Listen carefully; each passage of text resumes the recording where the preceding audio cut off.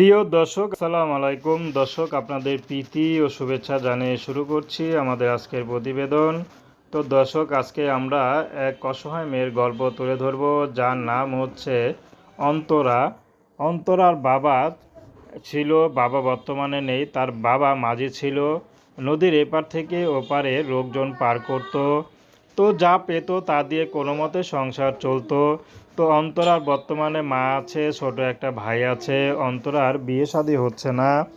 অনেক জায়গা থেকে অনেক পাত্র আছে, কিন্তু গরিব দেখে ভাঙা ঘর, অন্তরাকে কেউ বিয়ে শাদী করতে চায় না।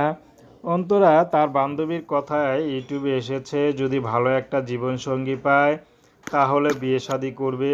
সে মানুষটি যেমনই হোক হোক বিবাহিত বা বয়স্ক, তাতে কোনো সমস্যা নেই। যদি অন্তরাকে যৌতুক ছাড়া বিয়ে করে, অন্তরা তাকে বিয়ে শাদী করতে রাজি আছে।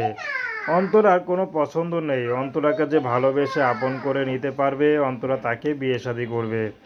তো অন্তরাকে বলা হয়েছে, যদি কোনো বিবাহিত পুরুষ আপনাকে বিয়ের প্রস্তাব দেয় তাহলে কি করবেন। অন্তরা বলল, তাতেও আমি রাজি আছি, যদি আমাকে আপন করে কাছে নিতে পারে, কারণ আমার তো টাকার জন্য বিয়েই হচ্ছে না। হয়তো